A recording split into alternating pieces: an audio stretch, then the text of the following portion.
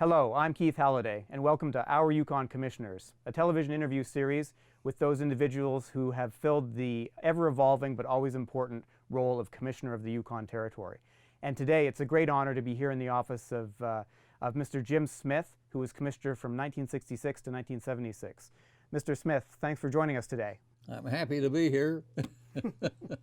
Happy to have survived 10 years in the Commissioner's job. Indeed.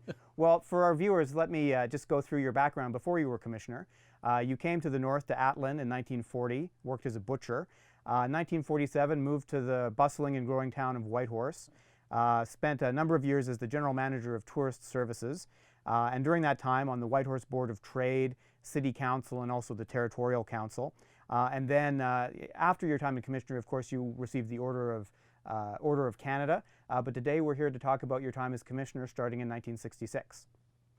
Now, I have to say myself, growing up as a boy in Whitehorse, I remember my father and his friends, your name would often come up, and it was usually in the context of, we've got some problem, let's go see Jim Smith, he'll know how to fix it.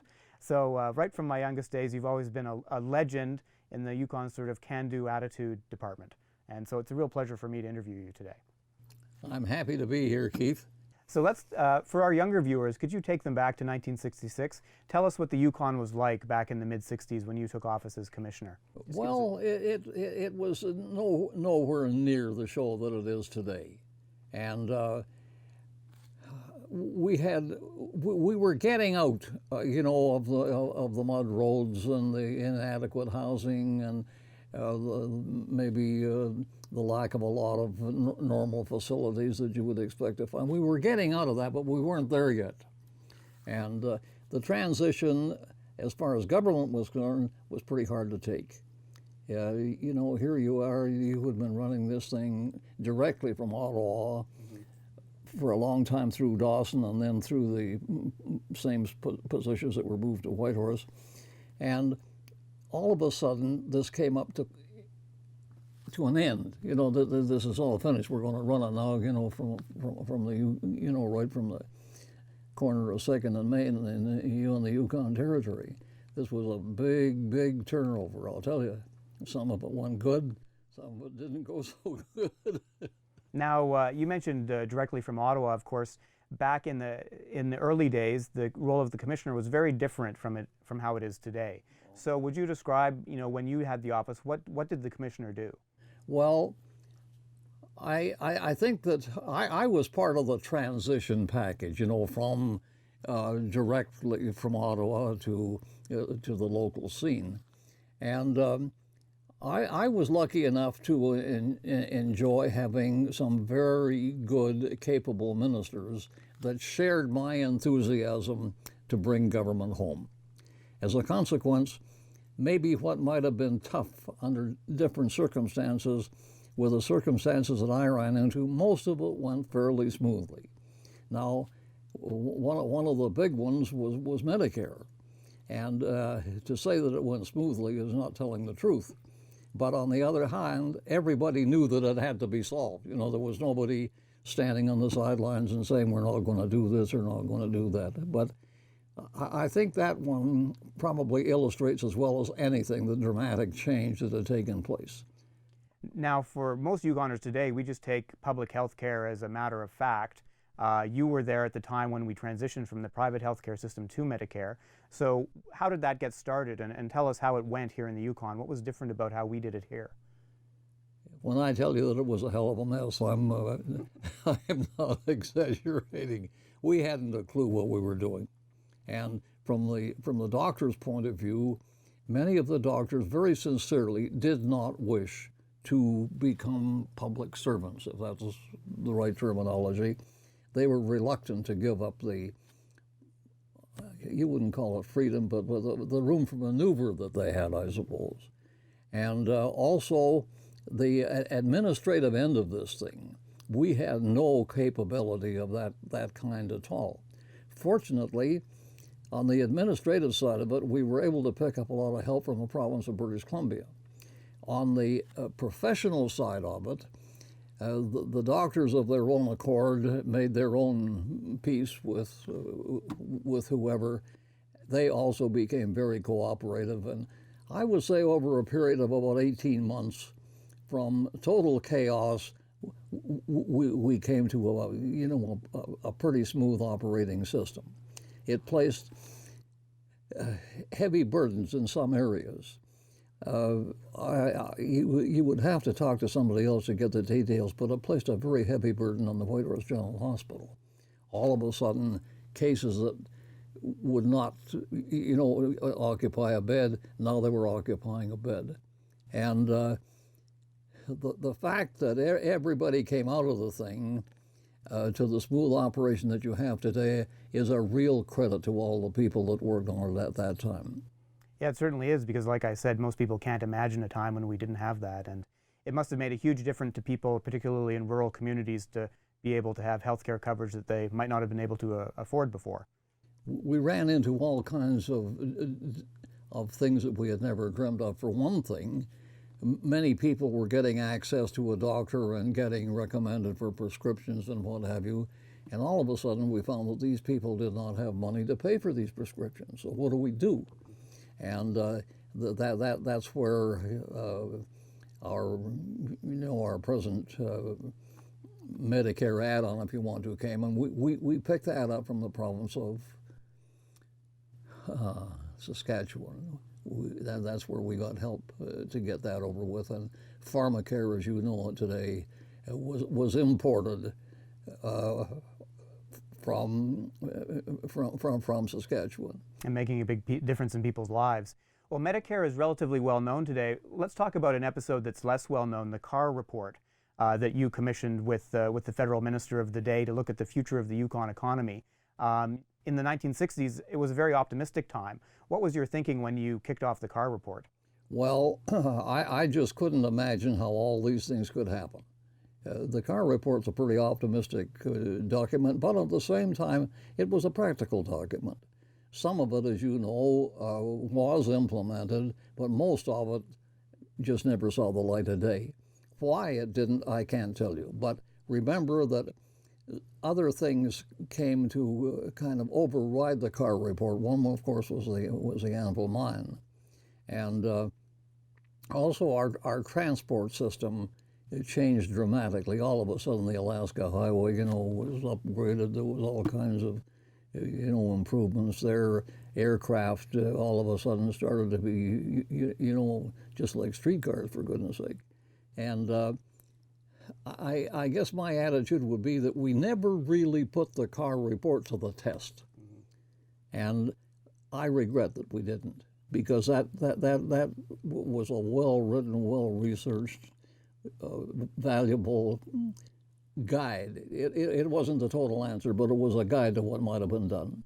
It foresaw the Yukon having 40 or 50,000 people by the 1980s, which never happened, of course, after the big recessions in the 70s and early 1980s. But the Faro mine, the Anvil mine, came forward. That thing was so huge. How did you at the time in the government cope with such a, the creation of a new town, thousands of people moving to the Yukon? Tell us a little bit about what kind of impact Faro had during its growth phase. We were operating with the Lord's arms wrapped around us. It was had dramatic impact. All of a sudden, here you had a city growing up. It came out of nowhere, and we had to provide everything. There had to be sewer, there had to be water, there had to be schools, there had to be hospitals. I mean, you name the thing, the whole gamut of public services had to be made available. And I will give the feds credit. They provided the money and we did the job.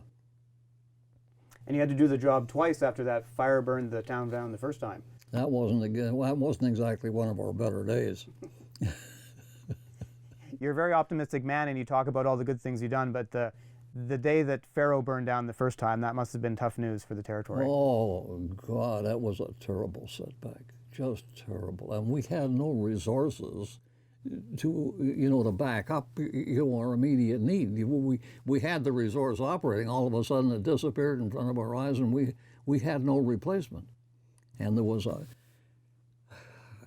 it was just I don't know how you would put it, but it was a complete and total setback that was never contemplated or never anticipated, and I hope never happens again. Everybody had to work triple time. Now, during that time, you also were planning ahead. For example, thinking about the Skagway Road, which was eventually used for the Faro mine. Tell us the story about how you did the deal to get the Skagway Road done. I think the Premier of BC had to be talked into it. Well, I'll put it to you this way. I had a lot of friends. The most important one being Arthur Lang. And he was during those days, he was the Minister of Public Works in Canada. And you had to get you had to get things lined up pretty good before you could really tackle the thing. But we finally got to the point where what we were down to was permission from the government of British Columbia to build the road through that province. And one of my big supporters on this whole thing, of course, was Governor Bill Egan. And there had been an election in British Columbia, and Bill phoned me one day and he said, you know, Jim, maybe we should try to meet with the new Premier as soon as possible. So I got busy, and I forget who my contact was in the government of BC, but I got in touch with him, and in a couple of days' time, we had a meeting lined up with the new provincial Premier and some of the members of his cabinet, and the object of the exercise was to see what obstacles lay in the way of British Columbia giving us a right-of-way through the province to build the road. We were all to meet. I guess we were all to meet in Victoria, and of course we all had to get there. Bill Egan and I flew to Seattle the night before and came back to Vancouver that night and stayed in a hotel in Vancouver. And the next morning, we were driven out to the ferry, and we're getting on the ferry, and here right alongside us is the new Premier and 3 or 4 of his cabinet ministers. So we got to talk to each other right away, and we were provided with a proper place for to hold our meeting right on the ferry before we ever got anywhere near Victoria. And I had a letter along with me signed by Chretien saying that if British Columbia would give Canada the right to build and maintain the highway through British Columbia, that Canada would do that at no charge to British Columbia, and if and when BC ever wanted to take the road on their own, it would be done. After we got through that letter, there was really nothing else left to talk about. The new Premier of BC, why he thought everything was just fine. His Public Works Minister was, all in agreement. So here we are. I forget how many years this has been in the making, but it was a lot of them. We got the whole thing settled in about 2 hours. Before the ferry got to Victoria. That's right. Exactly correct. I think government might have moved faster in the old days. Well, all I can tell you that was a heaven-sent operation, absolutely heaven-sent. Bill and I were 2 of the happiest guys in Canada and BC. I don't think they really knew what had happened. Now, you were also commissioner during another thing which today people, I think, take for granted, which is First Nation self-government. And of course, you participated in Elijah Smith and the Together Today for Our Children Tomorrow delegation's visit to Prime Minister Trudeau in Ottawa. So maybe for the viewer, take us back to the early 1970s. What was going on with land claims at the time, and how did that famous visit to Ottawa come about? Well, it was something new for everybody. Ottawa was new at the game, and the Native people were new at it, and boy, YTG was sure new at it, I'll tell you. And really, it was more by the grace of God than anything that the whole thing finally came together and was implemented. And I know some parts of it, have not been successful, but for the most part, it changed the whole atmosphere in which the Native people were dealing with the Canadian federal government. And I give Pierre Trudeau top marks for that. It was his push that got the thing to fruition. And you also established a positive working relationship early with his Minister of Northern Affairs, Jean Chretien, who at that time was an up-and-coming young minister from Quebec. What was his involvement in the file? Well, Chretien and I's first conversation was on the telephone. He didn't speak English, I didn't speak French. So you can draw your own conclusions. But we got on fine. Chretien was a first-rate guy. If he said that yes, he would support that's what he meant. He was a very, very good minister, and he was very sincere about his work with the Native people. And I would suggest to you that any benefits that have come to Canada and the Native people as a consequence of those negotiations belong to Chretien. He was the guy that put the show on the road and kept pressure on it, to bring things to fruition as soon as was possible and practical. Now, Elijah Smith was also a remarkable leader. What role did he play in the delegation and in his negotiations with Trudeau and Chretien? He was the power behind the throne on the Indian side. I don't say that he got his own way all the time. That would not be correct. But generally speaking, he was very persuasive with his people, and was able, generally speaking, to deliver what he had promised to the feds that he would. And then when you all came back from Ottawa from those meetings, what changed on the ground here in the Yukon? What new negotiations or programs did you put in place? Because you still had a few years left as commissioner at that point. Well, instead of Elijah Smith phoning for an appointment, he came and knocked on the door and walked in. That was just how great the change was. Yeah.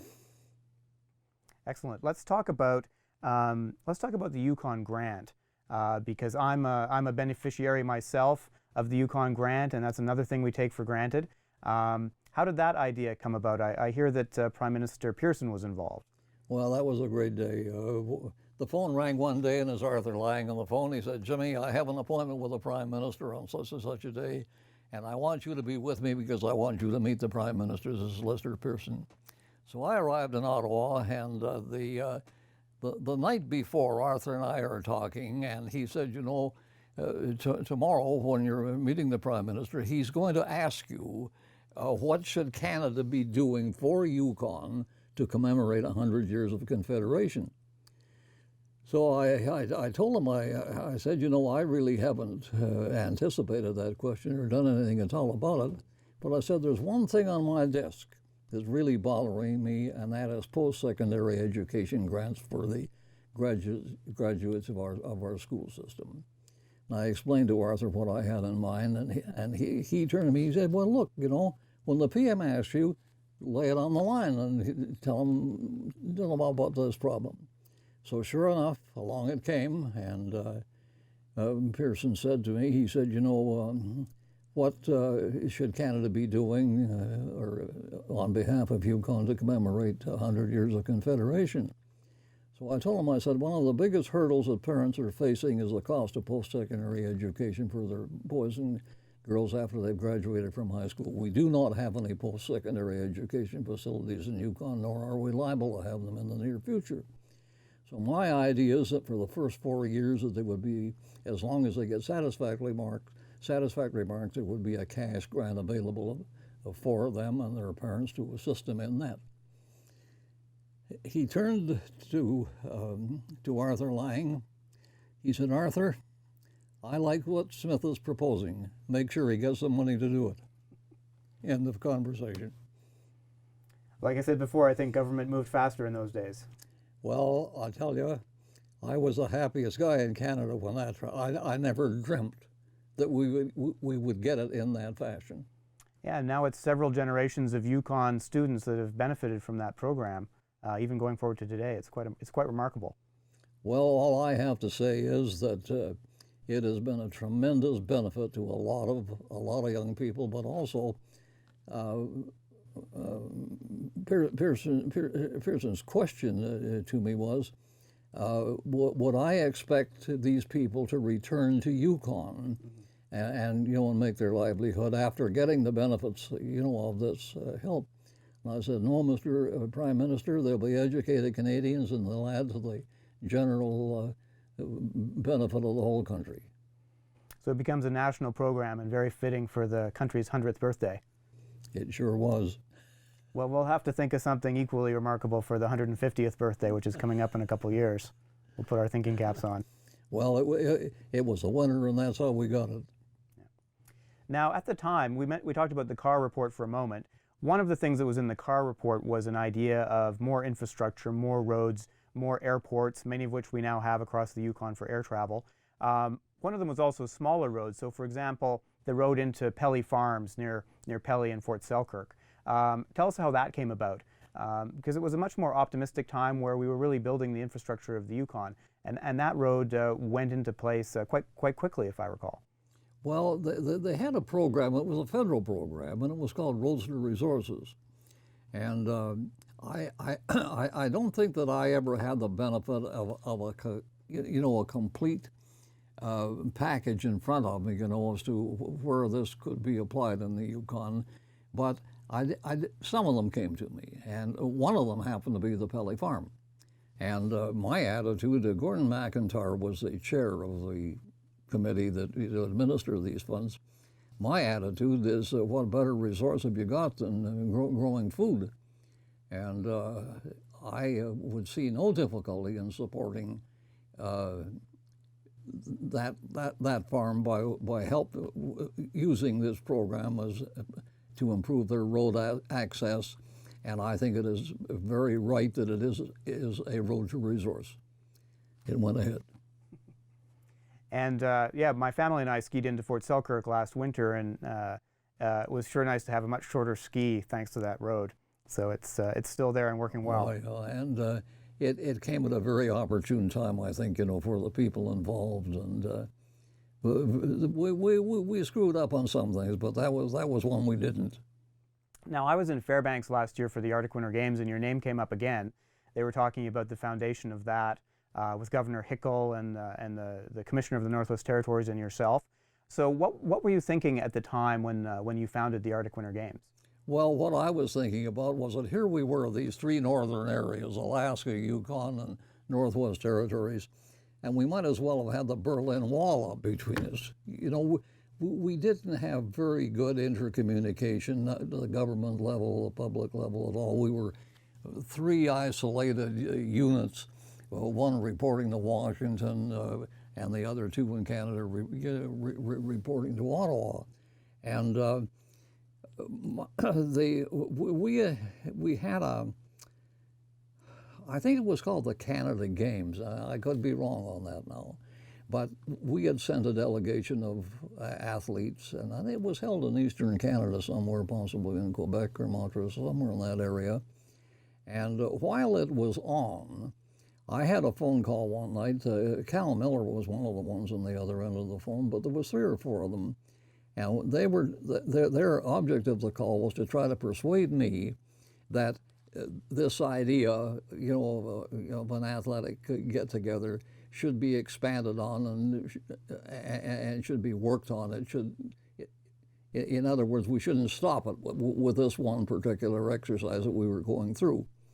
And I forget who I sat down and talked it over with, but the consensus at our end was that yes, it's worth a try, and that's where the Arctic Winter Games actually came from. Now, the first ones were held in Yellowknife.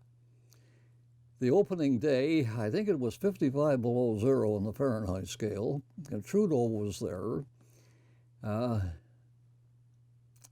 I can't think of who all the we had a platform full of government guests in this cold weather opening these games.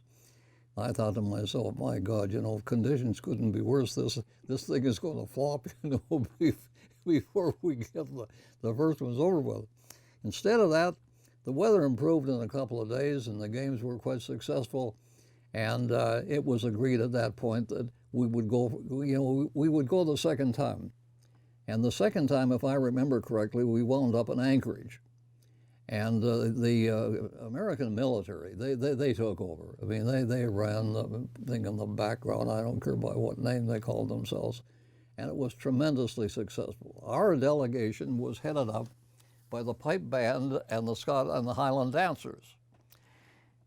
The opening ceremonies, I've forgotten exactly how they were conducted. I believe that they were conducted outside, but we then had a a morning program at which, one day it was the Yukon's turn to put on the program, the next day the NWT, and so on down the line. When it came to our show, we had the pipe band and the Highland Dancers. They started to play at roughly, this was a breakfast thing, they started to play roughly at 7:30 in the morning. At 2:30 in the afternoon, they finally let them go. Now, this is an absolute fact. The show they put on, you just couldn't believe it. It was tremendous. And everybody that was there, and they went it in a hotel ballroom. I don't know how many hundred people were there, but it was a hit of the show. That practically sealed the success of the Arctic Winter Games from that point on. Well, it's continuing to roll very well today, and I'm looking forward to the next ones, which I think are in Nuuk, Greenland now. It's gotten even bigger. Let's take a look back on your time in office and just reflect a bit. I wanted to ask you, what do you think you learned while being commissioner for 10 years? What did you take away from the role? Well, for one thing, it was a learning process every day. Nobody had really been down that road in many instances before, so we were constantly breaking new trail. I was lucky. I had good ministers who were prepared to support us on that new trail, and also I had good public support. You can't do it without public support. I mean, I didn't have to stand in the street corner and say, this is Jimmy Smith, please come and help me. The help came voluntarily. The object was to bring government home to Yukon, and without the support that we had at the local level, we could never have done it. And it was done. And also, I give Chretien and Arthur Lang top marks. They were the ones that supported our efforts in Ottawa. Well, now it's 2015, and we're still talking about building the Yukon and growing our own small community here. What advice do you have for the next generation in how to run a place like the Yukon? Well, it's not very easy to give long-term advice, Keith. Things change every day. But in my opinion, we have our best resource we have is our people. And if we can maintain a good, healthy education society backed up by good public services, I think as a northern area, I think we got a good chance. And there have been disappointments, and there's been setbacks, and there's going to be more of them.